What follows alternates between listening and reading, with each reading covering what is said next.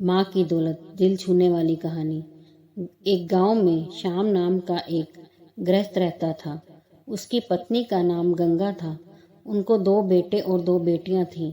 एक छोटा सुखी परिवार था। श्याम ने अपना सब पैसा उसके बेटे और बेटियां, इनकी पढ़ाई, शादी और उनके लिए अच्छे घर बनाने में खर्च कर दिया। श्याम के बेटे और बहुएं स्वार्थी थे। माँ बाप ने इतना सब किया था, फिर भी श्याम को अपने बेटे बहू के रहमो करम पर जीना पड़ रहा था। उन दोनों को बेटे और बहुओं से बहुत ज़्यादा हीनता और अपमान का बर्ताव मिलता था। अचानक एक दिन श्याम की मृत्यु हो गई। वो बेचारा तो इस दर्द से मुक्त हो गया, पर गंगा अकेली रह गई। गंगा ऐसे ही उदास मन स्थिति में मंदिर गई। वहां उसे उनकी बचपन की सहेली शांता मिली। उसे देखकर उसे अच्छा लगा। गंगा को उदास देखकर शांता ने गंगा से उसके उदासी का कारण पूछा। गंगा ने अपने दुखी जीवन का सभी विवरण उसे बताया। वह सब सुनकर शांता ने उसे गुप्त में कुछ तो कहा।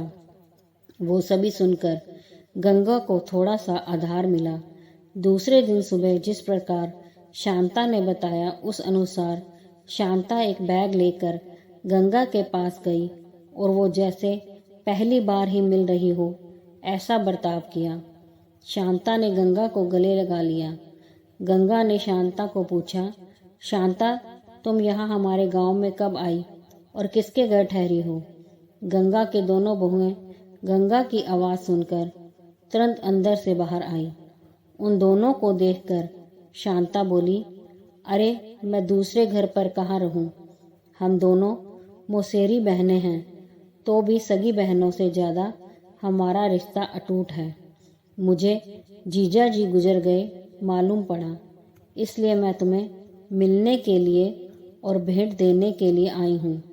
पहले दिन तय किए अनुसार गंगा बोली, शांता, तुम मुझे मिलने के लिए आई, यह सुनकर बहुत अच्छा लगा, पर तुम मुझे भेंट देने के लिए कुछ लाई हो, उसका अर्थ मुझे कुछ समझ में नहीं आया। शांता जानबूझकर रोने का सुर निकाल कर बोली, अरे गंगा, मुझे पता है कि आप दोनों ने तुम्हारा सभी पैसा बेटे बेटी की पढ़ाई, शादी और उनके लिए अच्छा घर बनाने के लिए खर्च कर डाले। आप दोनों ने खुद के लिए कुछ भी नहीं रखा। यह सब ठीक है, क्योंकि आपके बेटे और बहुएं सभी अच्छे हैं, इसलिए वह तुमसे प्यार से बर्ताव करते हैं, तुम्हें अच्छे से संभालते हैं। इसका मुझे पूरा भरोसा है। लेकिन हमारे यहाँ पर सब उल्टा है। हमारी आर्थिक परिस्थिति अच्छी होकर भी बेटे पढ़े नहीं। इस वजह से वह कोई भी उद्योग धंधा करते नहीं हैं। उनको सिर्फ बैठकर खाना आता है। अमीर है, इस वजह से उनकी शादी भी हो गई, परंतु उनकी पत्नियां हम दोनों का बार बार अपमान करती रहती हैं और मेरे बच्चे वह देखकर भी कुछ भी नहीं बोलते हैं न।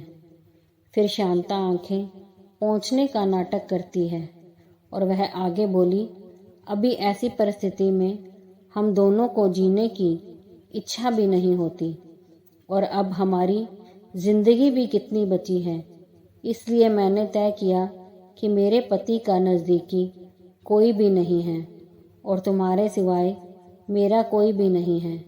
इसीलिए सब पैसा बेटों को देने के बजाय तुम्हें आधे पैसे दे दूं।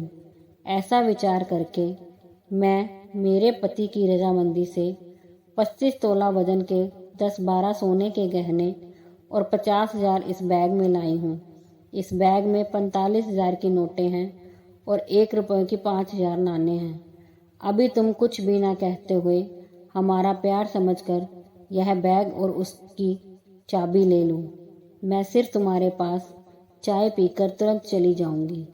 शांता का यह बोलना सुनकर सास की बहन कोई सामान्य औरत नहीं है, बल्कि बहुत अमीर औरत है और धन की तिजोरी साथ लाई है। ऐसा विचार करके गंगा की बड़ी बहू प्यार का नाटक करके उनको बोली कि क्या मौसी, आप इतनी जल्दी क्यों जा रही हो? अभी आए हो तो रहो हमारे घर 2-4 दिन। आपके बेटे और बहू भी नई पीढ़ी के हैं, इस वजह से आप उनके तरफ ध्यान मत दीजिए।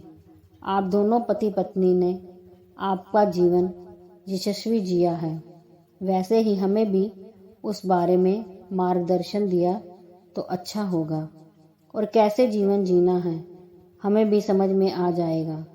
तभी शांता उसे बोली, मेरे पति के दोस्त आईप्लेन से रात को 12 बजे हमारे घर आने वाले हैं, इस वजह से मुझे जाना होगा। हर एक मनुष्य के जिंदगी में ऐसा प्रसंग आता ही आता है कि जिसकी वजह से उसकी आंखें खुलती हैं और वह मनुष्य समझदार होगा तो उसे मार्ग दिखता है। ऐसा बोलकर शांता चाय पीकर वहां से चली गई। शांता के जाने के बाद गंगा के दोनों बेटे और बहुएं उससे बहुत अच्छा बर्ताव करने लगी, बहुत प्यार और देखभाल करने लगे। गंगा खाना खाने के बाद रात को अपने रूम में जाकर दरवाजे की कुंडी लगा लेती। शांता के दिए हुए पैसे पत्थर पर पीट कर बजा कर गिनती थी। नानों का आवाज़ रात के समय स्पष्ट उनके बेटे और बहू को सुनाई देता था और उनका गंगा पर और ज़्यादा प्यार बढ़ने लगता। ऐसा 5-6 महीने तक चलता रहा, लेकिन पैसे गिनने का काम मात्र खत्म नहीं हो रहा था और ये सिलसिला गंगा ने अपने मरने तक चालू रखा।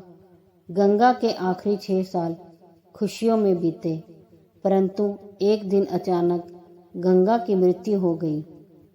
उसके जाने के बाद रिवाज और लोकलाज के लिए उसके बहुओं ने और बेटों ने आंसू बहाए। फिर उन्होंने शमशान से आने के बाद उन्होंने तुरंत माँ के रूम में जाकर उस बैग का ताला खोला और निकला क्या, उनको धक्का लगा, क्योंकि उसमें सिर्फ पुराने समाचार पत्र, 4-5 वजनदार पत्थर और सिर्फ 1 रुपया था। वो रुपया भी पत्थर पर पीटने पर पूरा का पूरा खराब हो गया था।